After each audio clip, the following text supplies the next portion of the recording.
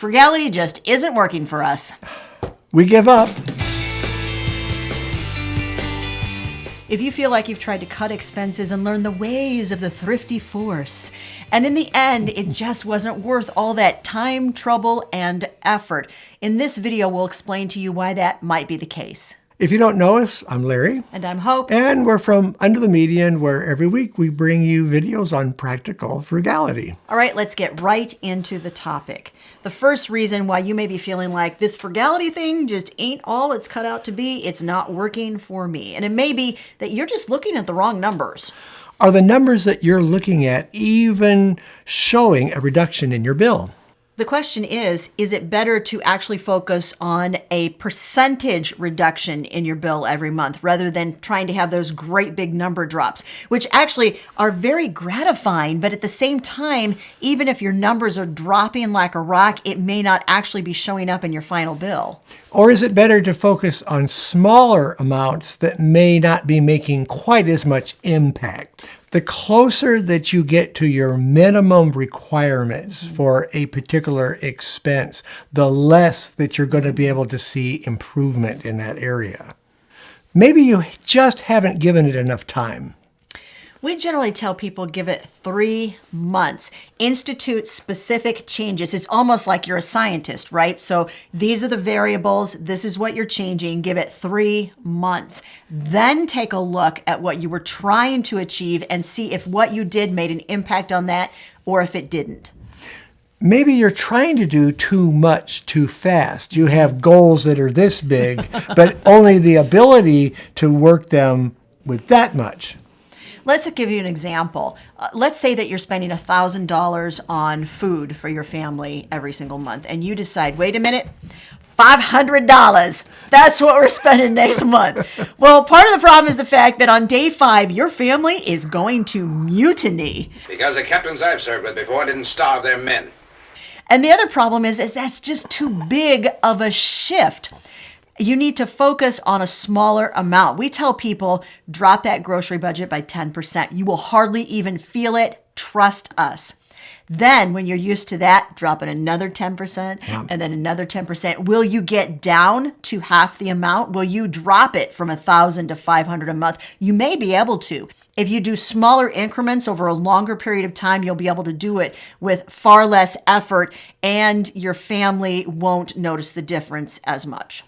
You know, Rome wasn't built in a day, and it takes a long time to get adjusted to this lifestyle.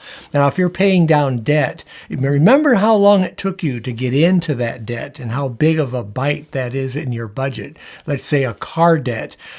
Take it in small bites, and over time, you're going to see progress as you remove that debt load off of your budget.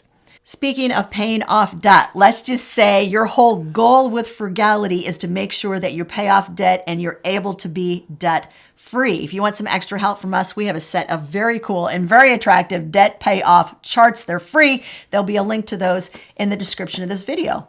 And while you're at it, hit the like button if you're enjoying this video. And if you haven't subscribed, subscribe. We love to share our ideas with you. While you're paying off that debt, make sure you're not making this mistake, that you are beating yourself up for making mistakes. This is a little bit of 2 steps forward and 1 step back. You'll find out in frugality, it takes a long time to figure out what's going to work for you and what simply is not going to work for you. So give yourself that short moment of saying, oh man, I could have gotten that cheaper. And then move on from there. Don't get stuck in regret. We all make mistakes. Hope and I have slipped on many occasions. And there is a certain amount of regret that goes along with that. But don't get stuck there. Look at what you did and look at what you can do in the future to change it. There's always the future to look to make adjustments on how you're spending your money. Well, Larry just said something really important. Do what you need to do in order to change that behavior pattern in the future. And that comes to our next point, which is You may be feeling like frugality isn't for you just simply because you haven't put enough safeguards in place to keep yourself from making the same mistakes over and over and over again.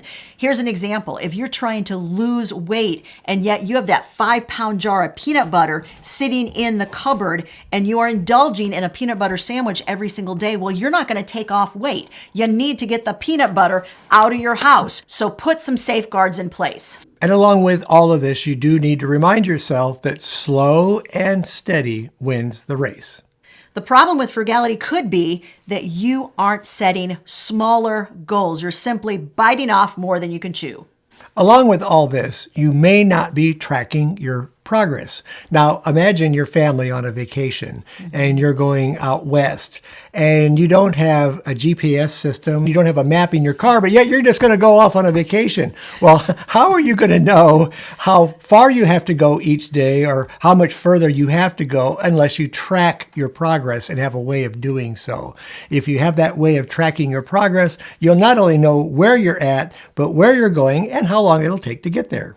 So the question is, how do you know that frugality is working for you? What do you have set in place so that you're able to look at it once a month and say, oh yeah, we made progress. Here's how far we went. You have to have those in place. Otherwise, you don't have any idea where you're at. You may have unrealistic expectations. Maybe you're just trying to do too much with what you have to work with. You want to make sure that you're staying within parameters that make the journey possible. It could be that you're trying to frugal your way through life, and yet what the real problem is you just simply don't have enough income. Another situation that could come into play is that you're not being consistent with it. Now, think about a trainer, an athlete that's training for a triathlon. Every day they have to go out and do something to work toward that goal, and they have to stay with it each day. You have to do that with frugality. You have to stay with it. Don't get discouraged and just quit. Keep working on it. It's hard work. It takes a lot of discipline. Aye, financial discipline. Sometimes it's just not fun, but when you get to the end of a goal that you're trying to reach, you'll see that it's very much worth the effort. It's always important to remember you did not get into this situation in a day. And you are not going to get out of whatever the situation is in a day. It is going to take some time. You know, I can equate this to climbing Mount Elbert out in Colorado. It was an over 14,000 foot peak. It's actually the highest mountain in Colorado. My brother talked me into climbing it. Well, when I got to the campsite, I had another 4,000 feet or so to climb from where I was at. Well, when I got to the top with the thin air, I wasn't able to take big steps. All I could do was literally put one foot directly in front of the other. But I kept going and I didn't quit. And it was very hard to get to the top. But when I got to the top, oh my gosh, the view, it was spectacular. And the fact that I did it, I managed to do it, a little flatlander from the Midwest, climbing the highest mountain in Colorado. And sometimes that's the way it is with our frugal goals. They may seem like a high mountain to climb, but if you stay with it and take small steps, you'll get there. The problem could be that you're actually starting this whole frugal journey with the idea in mind that this just isn't going to work. You're convinced in your mind, you're giving frugality a lip service, but in your heart, you're thinking, I really don't think that this is going to work. You have to change the way you're talking to yourself because you can talk yourself right out of something. Yes, you can. And it doesn't take a lot of effort to do that. So make sure that you're saying to yourself, I can do this. Are you actually overanalyzing what it is that you have to do? Do you have analysis paralysis? The problem with this is we are actually convincing ourselves it's got to be perfect. My frugal plan must be perfect or I cannot start it. My budget must be perfect or I cannot start it. My goal must be perfect or I cannot start it. So we wind up with not starting a whole lot of things. The planning process, we're totally into that. We love like making the list, putting it down. I realized a long time ago, I am that person who loves lists.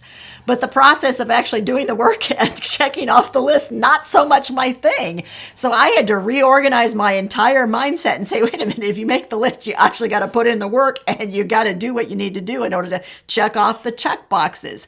So you need to actually take that first step and know in your heart, this is not going to be perfect. You know, I'm the kind of person that would be the one that would get overburdened with all the details. Start by taking simple steps. Maybe just hone in on 3 areas that you want to adjust instead of taking maybe 15 categories on at once. Just start with some small stuff. See some progress. It'll encourage you. And then as you go along, expand out to other areas in your budget. That is how Hope and I did it. We didn't just hit the frugal sweet spot all at once. It took a lot of time and effort and work to go through the adjustments of how are we going to make this lifestyle work for us.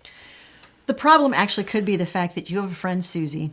Susie is an ultra frugal person, and you feel like in order to be frugal, I must be exactly like Susie. Be like Susie. Now listen, we want you to be frugal like Susie, but your definition of frugality and how that works out in your life is not going to look just like Susie, because frugality is not a cookie cutter approach. Another possible roadblock is that you might be thinking that money will solve all of your problems.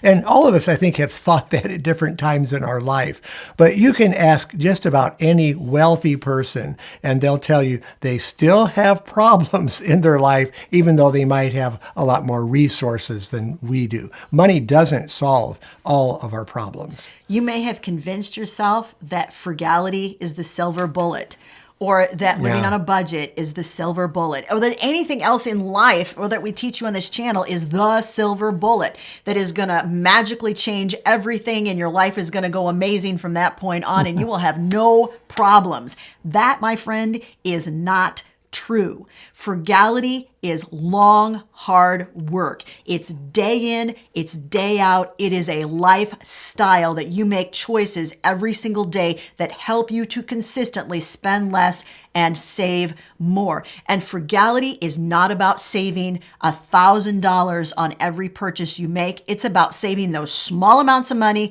over a long period of time, and they do add up to lots of money. We've talked about this before, and we've done some videos in the past about how small amounts will add up to large amounts in your budget. So take a look at all the little areas that you may be allowing yourself to spend money on because you're thinking, oh, that's only $1.25, or that's only $5, or I can leave that light on in the house because it's just a little 10-watt bulb, and what's that going to hurt? But the more that you cinch up and tighten these areas, the more money that you're going to have as liquid resource in your budget to do things that you never thought that you could do. Now, are we saying you should never get a soda at work, or you should never go out to eat with friends, or you should never take a vacation? We absolutely are not saying that. But we're saying that you should do those things, but those should be planned activities, and you should have saved up money in order to pay for those activities and know that your budget will support and sustain all of those things that you really dream about doing. So the idea here is you kind of put up a stop sign in front of you every time that you're tempted to spend a small amount of money on something, and think about it. Think about how much this would cost you every week, every month, every year, or maybe even over a lifetime, how much you could have saved. Now, Hope and I have made a lot of mistakes in this area. Frankly, this is probably our nemesis because it's just so easy to do it. And it's okay once in a while to maybe spend some money like that, but don't make it a habit. Don't do it all the time. And this will save you quite a bit. We just mentioned small habits, which over a period of time can wind up costing you a whole lot of money. We actually did a video on that topic, and we talked about what some of those small habits are, and more importantly, how you can avoid those habits. You want to watch that video if you haven't yet? It's right over there. Give it a watch.